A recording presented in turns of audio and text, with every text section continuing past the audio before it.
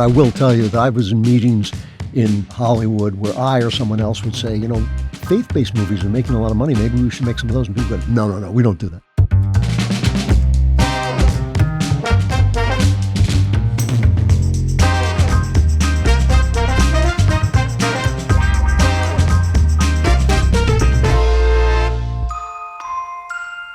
Hey everyone, it's Andrew Klavan with this week's interview with Christian Toto of HollywoodInToto.com. One of the very, very few sites where somebody of a conservative bent talks about movies and arts who knows about movies and arts. The two things don't always go together. Sometimes you have conservatives talking about movies and arts. Sometimes you have people talking about movies and art who know about it. You rarely get those two things together. He's an award-winning journalist, film critic, podcaster, more than 20 years experience covering Hollywood, and the HollywoodInToto.com. If you've never been there, you really should go because it's just an entirely different look at mostly the movie business, but sometimes the other arts as well. And Christian Toto has been referred to by one of my favorite podcasters as our favorite film critic. Oh yeah, that was me. I'm sorry. Christian, it's good to see you, buddy. How you doing? Good. Did you get my check for that? Because I did send it a while ago. Yeah, where the hell is my check? I've been waiting for that. So we're coming to the end of the year, so I wanted you to come on and talk about the year in pictures.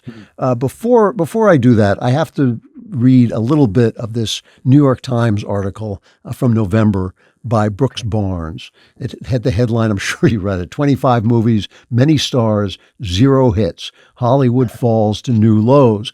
And the opening is, some were heavily marketed, many were championed by critics, most had star power, but not one of the 25 dramas and comedies that movie companies released in North American theaters over the past 3 months has become a hit, certainly not in the way that Hollywood has historically kept score. Some have played to near-empty auditoriums, including After the Hunt, starring Julia Roberts, Christie with Sydney Sweeney, and Die, My Love, featuring Jennifer Lawrence and Robert Pattinson, which I have to say, until I read this article, I had never even heard of.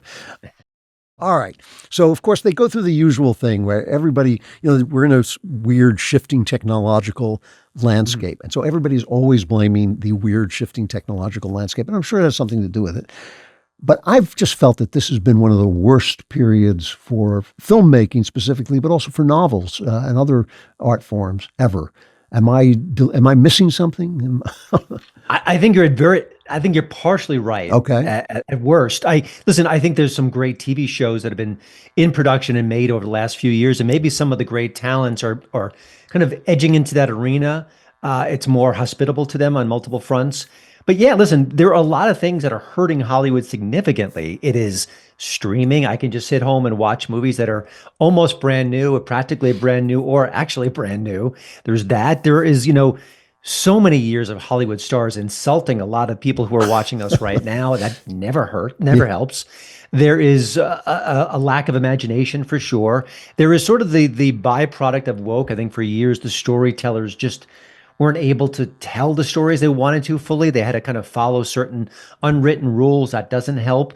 And also just the movie star era is over because it's just not where the culture is. They're overexposed. If you see Tom Hanks eating hot wings and pitching his new movie, then next week it'll be Scarlett Johansson or maybe Hugh Grant or something. So we see the stars everywhere. They're not special anymore. So I think there's so many reasons for this lack of box office clout. At the same time, we're seeing movies like Zootopia 2 making $1 gazillion, and the new Avatar film is coming in a few days. That will make a lot of money. So there are, messages of hope for Hollywood, but certainly a lot of doom and gloom mixed in. Yeah, no, it really is strange. And I do think, I can't help but feel, if you remember that movie, Hail Caesar, one of my favorite movies of the last few years, the effort that went into protecting movie stars' reputations from making them seem greater than they are. I mean, I remember once seeing Katharine Hepburn on Fifth Avenue in New York in person. And I think it may be the only time, maybe when I saw the President of the United States, maybe the only time when I actually stopped and went, wow, that's Katharine Hepburn. I mean, if I see a movie star now, what do I care? I know everything about him. I know what a sleazeball he is and all that stuff. So let's, what did you like in the movies this year? Was there anything that you really loved? Yeah, quite a few films. And I think horror is having an interesting moment right now. Weird, Some really yeah. good storytellers. both Weapons and Sinners. Sinners had some flaws, particularly toward the end, but Yeah. listen, I love horror movies. It's my favorite genre. I go where you fear to tread because I don't mind the horror and the blood and the guts. But I think that some of these storytellers really know what they're doing. And with Ryan Coogler, he just scared me in ways I hadn't been scared before. And he was able to create a mood, a sense of rhythm that most horror movies just don't go near. And I think Weapons is another example of that as well. So I like those quite a bit. And I don't think you've had a chance to see it yet, but Jay Kelly is coming soon. Yeah. It's George Clooney in a way playing George Clooney. And shocking, he's pretty darn charming at it. But it really does, it's such a quiet evisceration of Hollywood and stardom and fame. I found it really compelling. So good movies this year, but you really did have to scrape to find them, to be sure. A lot of dreck. Yeah. And George Clooney, obviously conservatives love to hate him. He's a very liberal guy, very involved in politics, but he's good. He's good at what he does. And I think he's kind of a construct because nobody goes to see a George Clooney movie because it's a George Clooney. So he's not really a movie star, but still he's very charming and intelligent actor and intelligent director and all that. So yeah, I would go to see that. I'm interested to hear that you said that. I got to back up here for a minute. Yeah. Because I've noticed the percentage of movies that are horror movies is insane. I mean, it's like it feels like it's over 50%. It can't be that many, but it feels that way. It feels like every week there's a new horror movie. And I'm not a big horror fan. I love ghost stories. I love creepy stories. I liked Weapons. I thought it had a lot of good stuff in it because that was not the kind of horror story that I hate. Why is that your favorite? I did not know until this moment that you and I have talked movies a lot, but I did not know until this moment that that's your favorite genre. Why is that your favorite genre? The couple of reasons. One goes back to my childhood, what I really was attracted to as a film goer. Yeah. Also, in recent years, I think you and I talked, off mic about my wife had breast cancer a few years ago, and then the pandemic came along, and I, in a way that oddly changed me as someone who loves films, I gravitates toward genre films now. Yeah. I need that sort of burst of adrenaline, and I don't know why it is. And there are certain horror films that I like that I can't defend and feel badly for liking them. But there's something about the experience that really kind of grabs you by the scruff of the neck. And I've always enjoyed that. And I can even enjoy a mediocre to poor horror film if it kind of delivers in a certain way. And I guess right now they don't play by the rules as much as other genres. Maybe that's my intellectual defense. They go in different arenas. They're not afraid. They're not as formulaic as some things. And I think in the 80s it was slasher films, and you kind of knew what to expect. But I think some of the more modern storytellers, Jordan Peele for a New York Minute, did some different things and exciting things. And also I think when they're filled with messaging, it's done in a way that doesn't kind of hammer you over the head. Like, okay, I get it. Jordan Peele's Get Out is talking about racism and things like that, but it was putting the story and the characters and the horror first. And then I could sit back and examine what they were trying to say. And I like that as well. Yeah, but the funny thing about that movie is I was still working in Hollywood at the time, and I went to Blumhouse shortly after it came out, and it was a big hit, and they were all thrilled. But I thought that movie was about one of the greatest of American subjects. It was about assimilation. As everybody feels, you assimilate, you kind of lose a piece of yourself, and still that piece, that ethnic part of yourself is still in there waiting to break out, which is why I thought that was so effective. And they said to me, "Oh, we really feel we've invented a new genre, race horror." And I thought, well, you'll never make Jordan Peele will never make a good movie again if he thinks that's what he made, because what he made was an American horror film. I thought it was really, really good. I want to stick with this for a moment, only because my mind has gone over it. Listen, I love action films, and action films can be so trashy, and I don't know if they can make an action film trashy enough that I wouldn't like it. I feel the same way about gangster movies. I saw one with Ben Affleck once. I was sitting there going like, I can't believe that I'm still watching this film, but I just love gangster movies. I love action films. So it has nothing against genre, but it does bother me a little. Not that it's your favorite genre, but that it seems to be so popular. I mean, it worries me that means something that maybe it shouldn't mean. Well, I think there's a couple of reasons why. One is they're very profitable. You don't need a big star to anchor them. You don't need necessarily an IP, although they've been kind of leaning heavily on sequels at this point, to make them successful as well. It's also, when you talk about the theatrical experience, it's comedy and horror that have that oh, the people behind me are laughing. Oh, the people next to me are cringing in their seats. That's a communal experience that is hard to duplicate even at home. So I think that's one of the reasons why you want to go to a theater to see a horror movie. But I think it's a profit motive that has really come into play. And also people like Osgood Perkins, who did Long Legs and Keeper and The Monkey. He doesn't always hit him out of the park, but he's someone of consequence. I mean, he has a vision. And I think Jordan Peele briefly, I think, had that as well. Craig, oh gosh, I forget his name. He just did Weapons. I think he's got something there to share that's more than your typical horror storyteller. So I think for all those reasons, and also we're living in weird times. It's uncomfortable. We're fighting with our neighbors. I think that kind of visceral experience, like the amusement park ride, I think that's why we go to the theater. I think that's part of it too. Every time I try to sell you a Helix mattress, I just pity you because I know you're going to get on this mattress and be so comfortable you fall asleep. If you never sleep like me, you get to lie awake thinking, wow, this is a comfortable mattress. Now the holidays are here, and that means your calendar is probably packed with hosting duties, shopping lists, and endless to-dos, and life gets hectic, and sleep often takes a back seat, but that's exactly when you need the sleep most. Quality rest is what keeps you energized for holiday prep, helps you stay patient with family, and lets you actually enjoy the season instead of just surviving it. And here's the truth. If your mattress isn't giving you the deep, comfortable sleep your body craves, you are starting every busy day at a disadvantage. That's where Helix comes in. Finding the right mattress doesn't have to be guesswork. Helix makes it simple with their sleep quiz. It asks about your preferences and sleep style, then matches you with the mattress that's actually right for you. And they're not just making promises. Helix is the most awarded mattress brand out there with glowing reviews from Forbes, Wired, and other trusted experts. And the best part is they deliver straight to your door with free shipping, so no hauling anything yourself. And if you've ever tried to carry a mattress, you know that's a big deal. Plus, with their Happy with Helix guarantee, you get 120 nights to try it out and a limited lifetime warranty. So if it's not working for you, returns and exchanges are totally seamless, but that is not going to be a problem. It's basically a risk-free way to finally get the sleep you deserve, especially when you need it most. And as I say, I test these things for you by lying awake all night because I just never sleep. And I know this is a comfortable mattress. Go to helixsleep.com/Klavan for 27% off site-wide. That's helixsleep.com/Klavan for 27% off site-wide. Make sure you enter our show name into the post-purchase survey so they know we sent you. helixsleep.com/Klavan. I'm sure you're thinking, I'd be glad to do that, but I don't know how to spell Klavan. It's the joke that never dies. Klavan.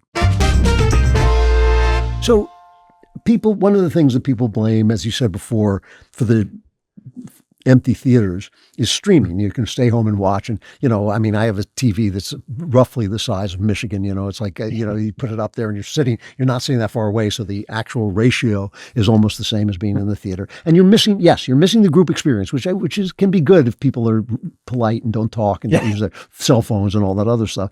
But in terms of the fact that it's visual storytelling, filmed storytelling, is it a major loss if we only go every now and again to the theater, but there's good stuff on TV, or have we lost something really important? I know what you're saying. The bottom line is that for most people, they will see a movie at home. There's a very small segment of society that will see the movie in a theater. So if I see a great movie at home, I don't feel like I've lost anything substantial. There are exceptions. The new Avatar movie I've seen, I can't officially review it yet, but it's 3D. It is a visual cornucopia. I mean, Cameron knows how to do that. Yeah. So there are a select group of films that you need that experience. I think it's putting it in context that we live on our phones, we live at home, we're not talking to people. I've got a teenage son who he's hanging out with his friends, but he's doing it via Fortnite. He's not actually with his friends. And he considers that a social experience. And he's not technically wrong. So I think losing that element feels a bit sad. It feels like a cultural misstep. And also, again, we're at each other's throats. So just sitting in a room with strangers and having a singular experience matters. And there's also nostalgia. We all grew up watching movies in theaters. It's part of our childhood. But today's kids don't necessarily have that. Some do, many don't. So it's kind of a complicated answer, I think, for me. Yeah. It's tough to say. I mean, I do, when I go to theaters, I once was away from a movie theater for something like 6 months, a really long time for me. And then I went and saw Blue Velvet. And I just remember sitting there going like, wow, this is amazing, because it was just so big and all that. Um, Speaking of streaming, what do you like? What have you liked this year on TV in any form? It's funny. I don't watch as much streaming as I do movies, but I have caught some titles which I've enjoyed. The first season of Landman was exceptional, I thought. The second season is solid. It's Taylor Sheridan. It's the Sheridan universe. It's Billy Bob Thornton, who's just as good as it gets. Yeah. And is it great art? Maybe not so much. At times it can be, but rigorously entertaining, well written, beautifully acted, and just what Sheridan does is he looks at the culture and says, okay, they're not making stories about this Yeah, or he that does. or this. Yeah. And I'm going to introduce those stories into the marketplace and see what happens. And even Tulsa King, which has gotten fairly silly in its third season, that's Paramount Plus with Sylvester Stallone, is really sort of guilty pleasure television because he's so good in that role. I've also enjoyed the first season of Nobody Wants This. The second season feels like an obligatory season, like they needed to make it because the first one was successful. It was about a Jewish rabbi who falls for a shiksa, as they say, a non-Jewish gal. And the first season was charming and funny and romantic and all the things you'd like in a rom-com, but you rarely see. So those are just a couple that come to my mind. Yeah. I watched last night, actually, the first episode of Pluribus, which is Vince Gilligan. And I could criticize it, but just having watched the first episode, I'm actually going to watch the rest of it, which is really rare for me. After the first episode, I'm usually like, yeah, forget it. I've seen this before, and I'm out of there. But this is actually quite well done. Even though you've seen a lot of it before, it's also fresh. And Gilligan's, he's just good. He's just good at what he does. So no, that's an example of why wouldn't he or shouldn't he or couldn't he be making movies right now? He is sticking to the small screen, having great success, probably having all the creative freedom he could possibly want. And he's able to tell the stories on the canvas he picks. Maybe he doesn't want to make movies. Well, for writers, I mean, the movies are bad for writers. You have no power. You sell the script and then they do anything they want with it. And directors, God love them, but they are visual people. They do not care if stories make sense, and they have all the power. So when they say to you, "Oh, I'm going to have this happen," you think like that can't happen. It's against every principle of the story. You have no way of stopping them. So I think in TV, you're the man. If you're a writer, you're the man. My big objection to TV is the story never ends. It's like you think like, this is 3 episodes. Give me 3 episodes and get me out of here. But that's not the way the economics work. Well, the Brits had it right. They would do great shows and they would end them pretty soon after they began. Amazing. They became classics. Yep. And they would just say like, that's the end of the story. And I remember I was living in England and go, what do you mean? There's still a nickel to be, you could still get a pound out of this thing. So every time I see you, I feel like I'm asking you this question, but I still think it's an important question. Reeves. Sorry. Yeah. Do you see any chance of the movie business opening up to new voices? I mean, I think the people who have been successful are the Christians. And they were successful because they made absolute garbage that people loved. And now, because the audience is there, more talented people have started to make things like the Jesus iPad story. What's it called? That slipped out of my head, but the one, The Chosen, yes, and things like The Sound of Freedom, and they're just better. So I think that's improving. But you bring the audience in first, and then the talent shows up. But do you think there's any chance of this absolute stranglehold that the left has on the culture changing anytime soon? Yeah, I mean, it's the ultimate question, and I think my answer is actually going to be a little bit more positive than it used to be. Yeah. Obviously the Daily Wire has kind of broken through in certain ways. Am I Racist was a sensation. Yeah. But these are just very, very tiny examples of this larger picture. But I think the real hope is in, I guess, maybe even the rise of AI, giving people who have the know-how and the wit to tell their stories without having the budgetary restraints, but also looking at what's going on right now with David Ellison and Paramount. I don't follow the business side of Hollywood aggressively. It's just not my skill set, but it sounds like he is a person who is not against the right, is sort of has an ear with Trump. Obviously his dad, Larry Ellison, much more so. And he may not be averse to telling stories that haven't been told. He may not be averse to stories that speak to the heartland. This whole hullabaloo over Rush Hour is back, Rush Hour 4. Jackie Chan's over 70. Why do we need this? what role did Trump really have in making this reality?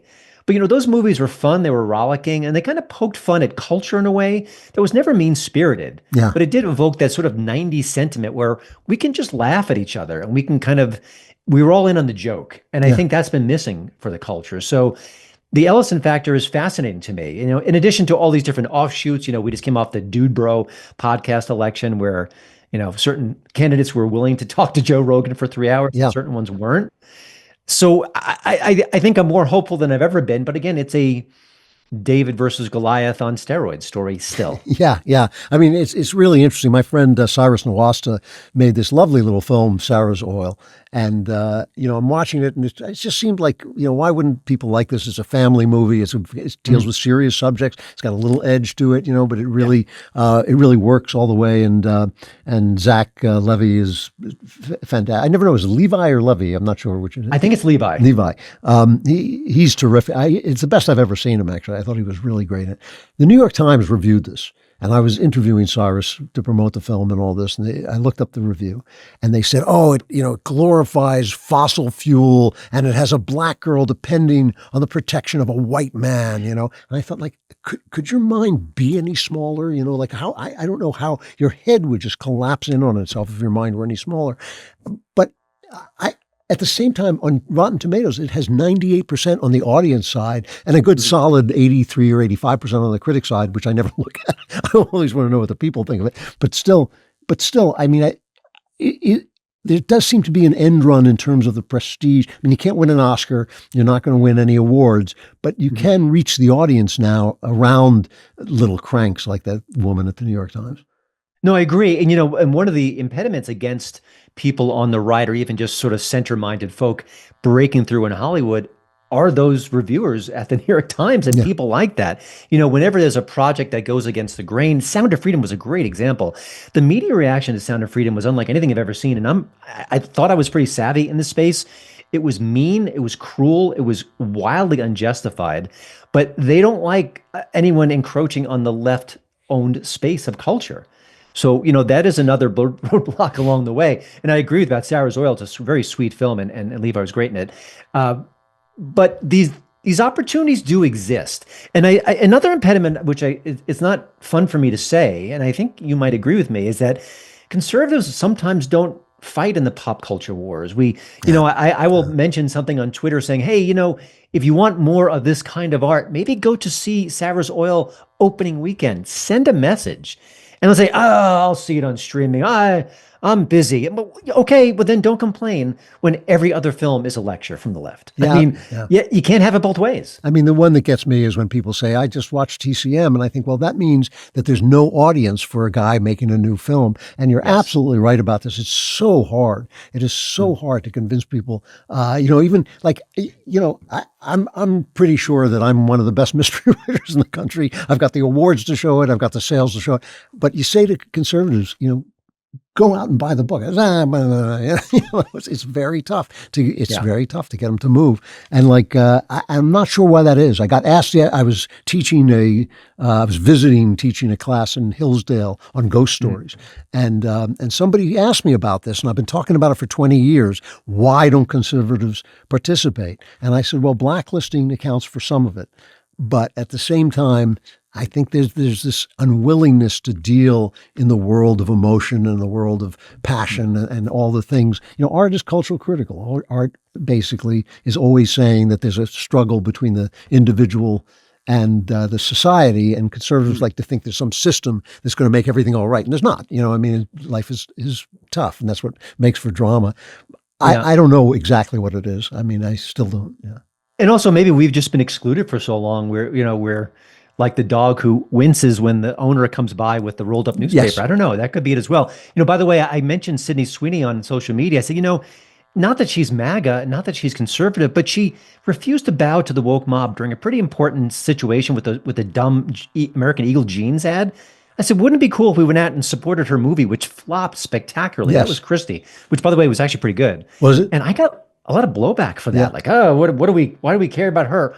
Well, you have to support people who actually stand up for themselves and show some spine. It's the least we can do, because she could have very easily said, I want to be an ally. I am not against, I'm against white supremacy. And, the culture would have been hurt by that. I know it sounds silly, No, but I truly it's believe true. that. It's of course And it's she true. didn't Yeah. do it. Yeah, no, of course, you're absolutely right about this. I mean, I remember that Tom Hanks film, Greyhound, I think it was, which is Tom Hanks reading the Bible and killing Nazis. That's the whole movie. He reads the Bible, he kills Nazis, then he goes back and reads the Bible again. And I thought, like, everybody should be watching this movie. Yeah. You got to turn up when he does something like that. And you always get this thing with conservatives. It's like, no, once in 1962, he kicked a fascist. And by the way, one of the other dirty little secrets about the industry is that when a mainstream secular actor does a faith-based film, I try desperately to interview them. And they're no, I can't. Of course not. Not because of me, because they're not going to go anywhere near a right-leaning outlet, even though they'll go in The View, which isn't even really an audience for their film. So that's another issue in play. Yes.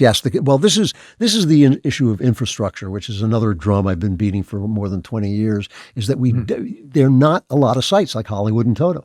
I mean, it's one of the reasons I think like people should be going to your site, HollywoodInToto.com, because at least they may disagree with you from time to time. They may want to give you crap, which is fine. That's part of your job, is taking the flack.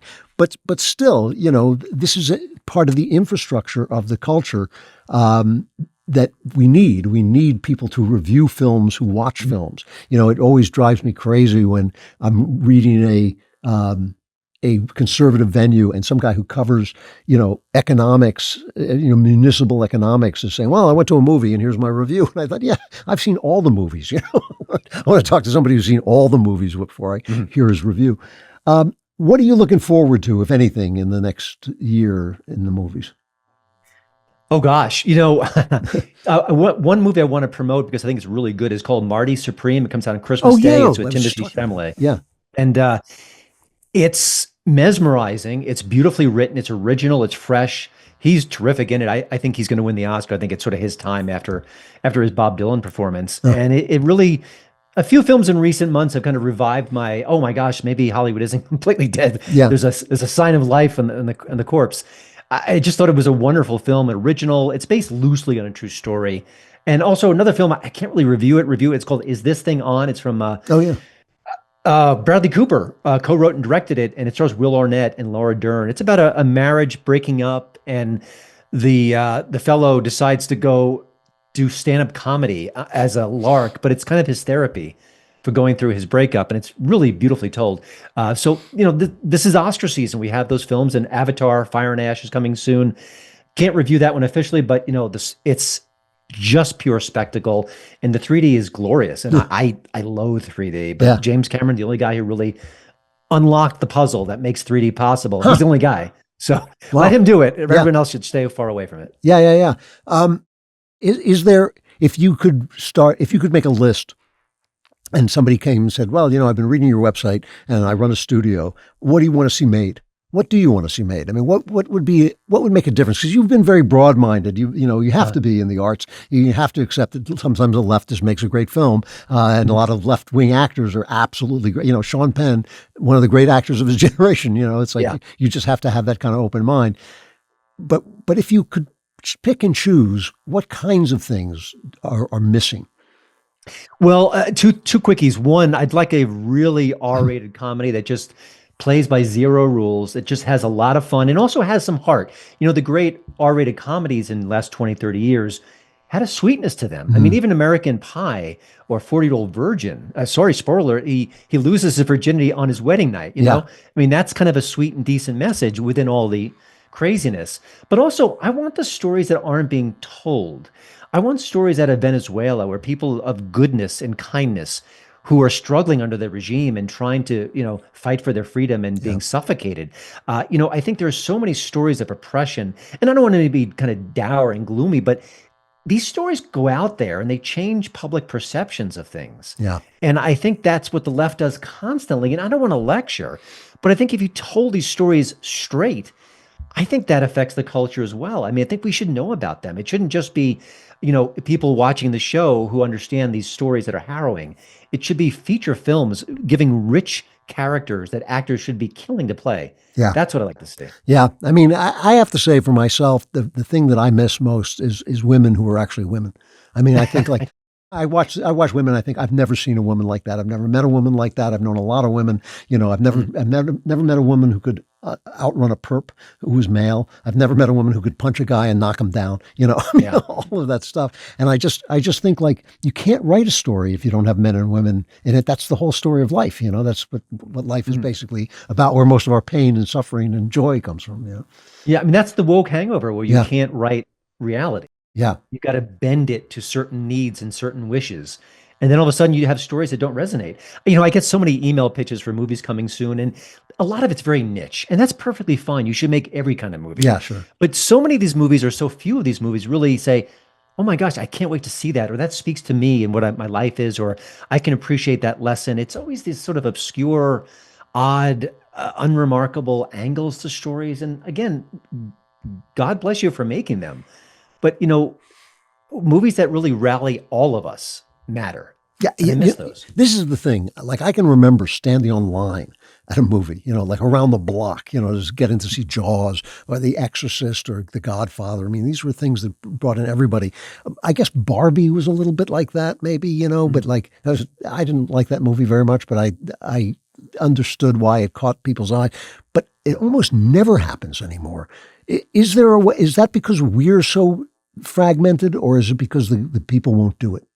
Hollywood will not do it. I think it's a little bit of everything. And Yeah. I didn't like Barbie either, but I did like the fact that it became a sensation, that people really rallied Yeah. around it, Yeah. and they had fun going to the movies and they dressed up. I mean, as a movie person, I couldn't help but applaud that. I like that too. Yeah. Years ago, Hillary Clinton famously went on her listening tour before she ran for Senate. Yeah. And I almost think that the Hollywood studios, the filmmakers, the executives should go meet the public, should go maybe even go on some of the YouTube channels that are more niche driven, that are more kind of genre and geek friendly, and talk to the hosts and talk to the audience and find out what we're missing, what we like. I mean, I just think it seems like a very obvious thing, and maybe they have marketers who do that, but I don't think they know. I think there's such a profound disconnect between Hollywood and America that if they kind of actually reached out, they may be surprised by what they hear. Yeah. I got to stop here, but I will tell you that I was in meetings in Hollywood where I or someone else would say, faith-based movies are making a lot of money. Maybe we should make some of those. And people go, no, we don't do that. All right, Christian Toto, a really interesting site, HollywoodInToto.com. If you like reading about the movies, it's the place to go. We need guys like you. We need more of you. We need an entire infrastructure. It's just not going to happen if we don't support it and show up. It's great to see you, Christian. I hope you have a great holiday season. I'll see you again soon. Thanks. Right back at you. All right. All right, one more time, HollywoodInToto.com. And I understand people have other things to do than go to the movies and worry about the culture, but I do think it has a bigger effect on anything than it has a bigger effect than whether somebody, a Republican or Democrat, wins in Ohio or some congressional district or something like that. I think over time, the culture, as I've always said, is like when you stand on the shore of the ocean and the waves come in and they eat the sand out from under your feet. That's what the left has been doing with our culture. It takes a long time to win back the culture. It's not going to be one movie. It's not going to be one book. It's not going to be anything like that. But I still think it's so important that we at least think about, the stories that we tell, because they are going to affect our minds and the minds of our children. And you can hear even more fabulous stories on the Andrew Klavan Show on Friday. I will be there. I hope you'll be there as well.